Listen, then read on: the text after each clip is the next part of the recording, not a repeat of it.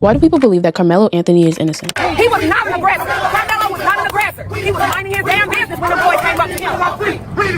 We agree. Karmelo Anthony will not free. We agree. The main reason that people think he's innocent is, well, because of his race, and people are mainly just siding with him due to that and just making it a race issue. However, the reason why he isn't innocent is because he did premeditate this. If you guys don't know, he said, "Touch me and see what happens," and then him. So he knew he was going to stab Austin Metcalf. And plus, self-defense, because he's trying to claim self-defense, is using reasonable force to protect yourself. This is not reasonable. He got pushed one time and then grabbed a knife and him. That is not proportional at all when it comes to protecting yourself. We about to fact check this. First, if you mess with me, make sure you hit that follow button. And this month we're celebrating Pride Month and Men's Mental Health Awareness Month. Let's get it. What the hell are you talking about? First, Karmelo Anthony warning Austin Metcalf is not premeditated. Premeditated literally means to plan out the criminal act, meaning that Karmelo Anthony would have to plan to commit the homicide, which we know it wasn't planned. First, this incident happened during a stormy morning where students had to be under tents. And if you would have been following the case, then you would have known that Karmelo Anthony's school didn't have a tent available. It's also been reported that it's common for students to go to other students' tents. Not to mention that witnesses literally said that Karmelo Anthony was invited to the tent. Witness also said that Metcalf moved closer to Karmelo Anthony. And are we gonna forget that Austin Metcalf threatened Karmelo Anthony? Also, it was self-defense. Karmelo Anthony didn't have a knife. He had a multi-tool that had a blade. Not to mention that Austin Metcalf was significantly larger than Karmelo Anthony, and he also had his brother. And how was it obsessive if he struck him once and then retreated? That sounds like self-defense to me. I swear, sometimes it be your own people. TikTok may take this video down because I really don't give a crap, man. You know, like how I feel about certain situations, and I'm going to voice my opinion.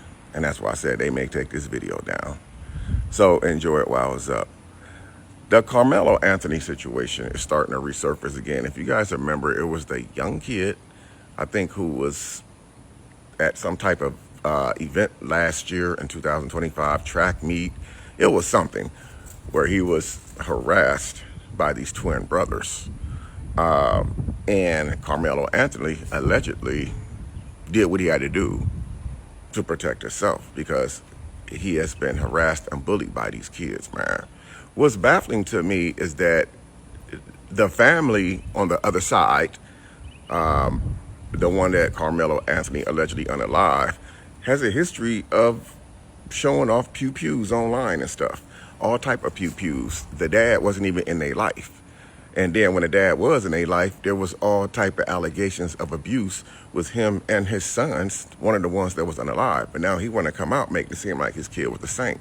We all know that our children are not saints. When we're not around them, they do stupid stuff. They curse. They do stuff that they would never do around us in a million years.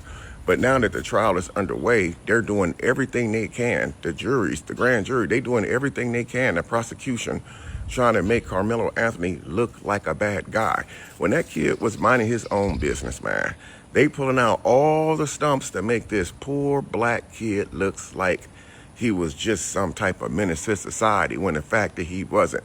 Look how small this kid is, and look at how big those damn twins were, man. Karmelo Anthony did exactly what he was supposed to do. People say, well, why was he carrying a knife? Well, he was carrying a knife for his protection, and it's a good damn thing that he did have a knife on him. Karmelo Anthony did the right thing, and he should be found not guilty. I believe that he will be found not guilty. Now, I'm going to tell you guys right now why I said TikTok may take this video down, and I really don't give a damn. Because if the victim was Karmelo Anthony, which he is a victim, and he was the one that was unalive by one of those twins, do you guys think it would even be a trial right now? It wouldn't be a trial right now. Now, they all on Karmelo Anthony's social media trying to see what type of stuff he's posting, what type of stuff he was posting prior to this incident to try to make him look like he was just a horrible person, guys. But that's how they do our people, man. That's how they do our people. Karmelo Anthony should be found not guilty, man. I don't condone violence in either way, man. But listen, you have a right to stand your ground and protect yourself against people who's constantly bullying you. To tell somebody to get up and move over is pure harassment. I dare one of you motherfuckers to come and tell me to get up out my seat and move over. Karmelo Anthony did what the hell he was supposed to do. And you know what? He should have been did this shit a long time ago, man. He gonna be found not guilty, man. And if he don't, you guys already know what's gonna happen, man. Leave me your comments and your opinion on this whole Karmelo Anthony situation. Thanks for watching. Karmelo Anthony's trial has revealed more discrepancies in mainstream media's reporting to America. Let's talk about it. As I reported before, mainstream media seem to be leaving out some key facts that is going on or being revealed within the courtroom. But thanks to the social media reporters, a lot of things that's being said and done in the courtroom is being revealed. Fox News is interviewing an attorney that was present in the courtroom. The picture that the attorney is painting does not line up with what the social media influencers that's in the courtroom is saying.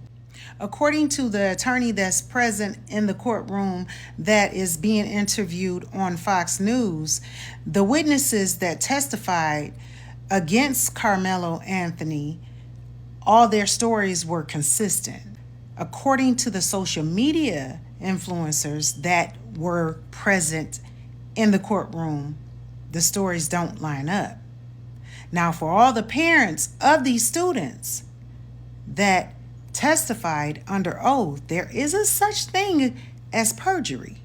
We'll have to just listen to what's going on, listen to the testimonies, and see how all this turns out. But I'm going to play a clip from the Fox News interview of the attorney versus the two social media influencers' testimony as to what went on in the courtroom. And these stories are not lining up. Take a look at these clips. As teammates testified in the courtroom, how did they describe the moments leading up to the stabbing?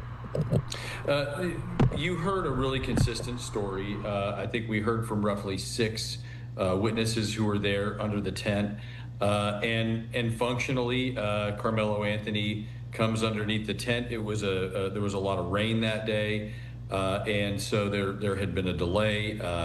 Karmelo Anthony comes and takes a seat. He greets a friend, is sitting with the friend, by all accounts, not doing anything, not bothering anybody. And he was asked to leave multiple times. It was not his team's tent. The coach had instructed the other team members, that we're not going to let anybody else sit under here.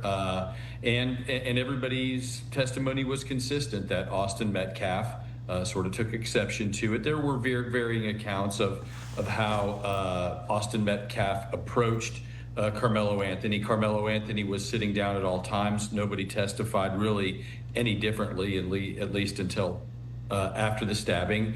And there was a lot of testimony that Karmelo Anthony had his hand in a bag. Moment of not even a few seconds of pause, then that's when they jump. And so they actually did jump him. Yeah, it wasn't just no touch. It wasn't just all that moment. Yeah, it was a push. It was all kind of things. But Austin pushed, Hunter hit, and then everybody swung. But at the same time, so it's more than the twins that got some licks on. All 4. So it showed that in the video. Yes, in the video. So again, you got Hunter and Austin standing in the middle. Hunter actually said that I grabbed his bag. Right. And then later on, he said that Austin threw the bag. Okay. Jeff also said the same thing. And so that's them who actually was able to back out and try to get away. So he was actually trying to get away the first time. Austin grabbed him, and you can see his hoodie coming out like this, and they brought him back in. Okay. And when they brought him back in, that's when you can see Austin put him in a headlock. You can see that all the rest of them are still hitting. That must be when the poke happened, because he was able to get out again. He backed out. He looked to the right. That's where the other little kid was filming, because they got some cell phone footage too. But when asked on cross-examination by a close friend of Austin Metcalf, who's responsible for the stabbing, he replied, "I don't know." Today, it was also revealed by questioning from the state when they brought their witnesses to the stand that at least 5 or more boys were going at it with Karmelo Anthony underneath that tent. So there you have it, guys. Mainstream media seems to be leaving out some important key information that is being told at Karmelo Anthony's trial. Now, why is that? For so many years, have we, the public, the people, been misled by mainstream media? Karmelo Anthony's trial is starting to reveal a lot. Shout out to all the social media influencers that are there in the courtroom. We truly appreciate you. Drop down in the comments how you feel about this new information that is being revealed in Karmelo Anthony's case. And don't forget to like, share, and follow me for more controversial topics. Let me tell you, this is a setup. Anthony, self-defense. It was not a knife. Stop. They got white social media pushing that crap that it was a knife. It was not a knife. He used something because they all was bullying him to push him out the tent. He is a child. He deserved to be under that tent just like anybody else. And you call yourself Christians. No Christians would do that. No Christians would see a black child under a tent trying to get refuge from the storm and push him out. What are you teaching your kids? It ain't Christianity because it shows and how they treated other people. Okay? You made him defend himself. Keep your hands to yourself. All those names that was calling him and pushing on him, I don't want to hear it. Self-defense.